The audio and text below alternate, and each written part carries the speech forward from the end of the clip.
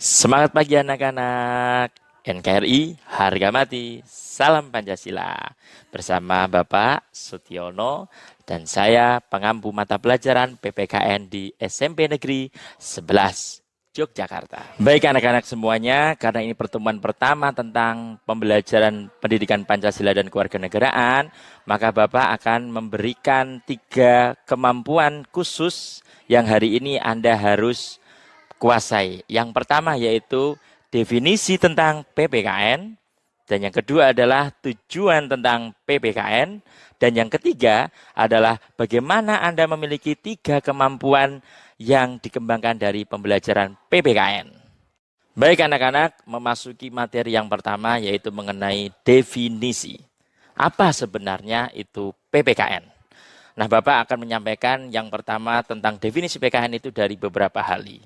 Ahli yang pertama yaitu adalah dari Zamroni. Zamroni adalah tim dari ICCA, yaitu di mana Zamroni ini adalah ahli PPKN-nya Indonesia. Zamroni mengatakan bahwa PPKN atau PKN itu adalah sama dengan pendidikan demokrasi, di mana pendidikan ini bermaksud meyakinkan Anda semua bahwa demokrasi ini adalah sistem atau bentuk yang tepat dan bisa menjamin hak-hak masyarakat. Dan selanjutnya, pendidikan demokrasi ini adalah memberikan daya kritis kepada Anda semua. Dan yang kedua adalah dari Bapak Kolisin. Nah, Kolisin ini juga salah satu ahli PPKN dari lulusan Universitas Negeri Yogyakarta. Bapak Kolisin menyampaikan bahwa PPKN ini memuat beberapa konsep-konsep. Konsep mulai dari ketatanegaraan, konsep dari lembaga-lembaga negara, dan konsep yang terakhir adalah teori-teori hukum. Sedangkan kalau anak-anak lihat pasal 37 Undang-Undang Nomor 20 Tahun 2003 tentang Sistem Pendidikan Nasional, di situ disebutkan bahwa PPKN merupakan suatu pendidikan yang dimaksudkan untuk menanamkan nilai nasionalisme dan nilai patriotisme. Apa itu nasionalisme? Nasionalisme adalah cinta, cinta tanah air. Dan harus dilengkapi dengan patriotisme. Kenapa? Patriotisme adalah pengorbanan. Kalau hanya cinta saja belum cukup, tapi harus ada pengorbanan. Memasuki materi yang kedua, yaitu mengenai tujuan PPKN. Tujuan PPKN di sini anak-anak, yaitu setelah Anda mempelajari PKN ini, sebenarnya diharapkan yang pertama adalah anak-anakku semua paham mengenai hak dan kewajiban. Hak dan kewajiban itu sangat perlu sekali untuk menunjang kita menjadi warga negara yang baik. Dan yang kedua, setelah hak dan kewajiban, yaitu anak-anakku semua memahami isu-isu tentang kekinian di negara ini, yaitu Indonesia. Setelah Anda tahu mengenai isu-isu itu, anak-anakku semua, Anda bisa memberikan solusi. Dan yang ketiga adalah memberikan suatu pernyataan, bukan hanya pernyataan tetapi sikap dan perilaku di mana itu mencerminkan nilai-nilai nasionalisme dan patriotisme. Jadi itu ada 3, yaitu yang pertama apa tadi? Tentang mengetahui hak dan kewajiban. Dan yang kedua adalah mengenai apa? Mengenai bagaimana Anda semua setelah tahu tentang hak dan kewajiban, Anda tahu tentang isu dan memberikan solusinya. Dan yang ketiga adalah Anda menampilkan sikap dan perilaku yang sesuai dengan nilai-nilai nasionalisme dan patriotisme.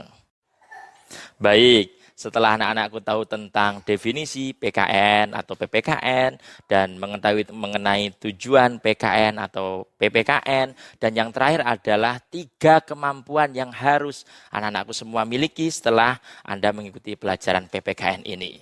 Apa saja itu yang harus dimiliki? Yang pertama ada yang dikatakan sebagai civic knowledge, di mana civic knowledge ini adalah pengetahuan kewarganegaraan. Anak-anakku, Anda ketika berkomentar segala sesuatu, Anda harus tahu dulu konsepnya, pengetahuannya. Maka disinilah yang dinamakan sebagai civic knowledge. Dan yang kedua, ada yang dinamakan civic skills. Civic skill ini adalah watak atau partisipasi warga negara. Setelah anak-anakku tahu mengenai kasus, setelah itu apa tindakan anak-anakku semua? Untuk menunjang ide-ide itu, untuk menunjang pemikiran-pemikiran anakku semuanya. Yang pertama, kalau itu adalah civic skill bisa dengan menulis surat kepada presiden, bisa juga menulis di media massa, juga bisa menulis di status media sosial sekarang karena media sosial itu sangat luar biasa juga pengaruhnya. Tapi hati-hati, jangan menulis sembarangan di media sosial itu karena ada undang-undang ITE sekarang ya.